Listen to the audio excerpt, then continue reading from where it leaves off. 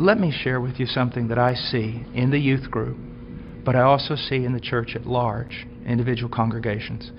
Because we have dumbed down the gospel, because we're not preaching the true gospel, and we are using carnal means to attract people. If you use carnal means to attract men, you're going to attract carnal men. And you're going to have to keep using greater carnal means to keep them in the church. So what has happened is this.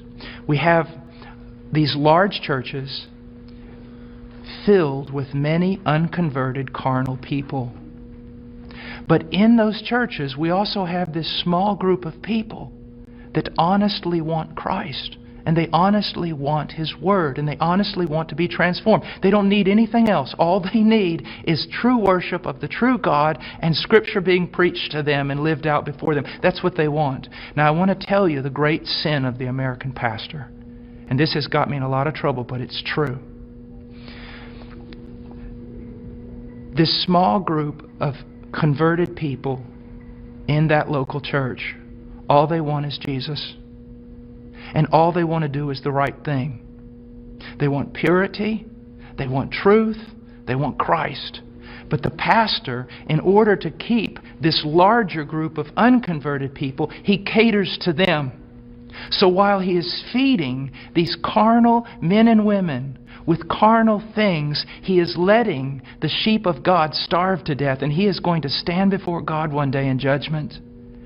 Listen, brother, if my wife was going grocery shopping, and when she was going out to her car, some men assailed her, attacked her brutally, and you walked by, and you did not want to get involved because you didn't want to cause trouble, you didn't want to put yourself in harm's way, you just wanted everything to go smooth.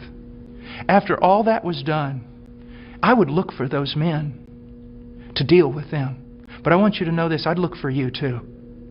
Because you had a chance to stand for my wife, my bride.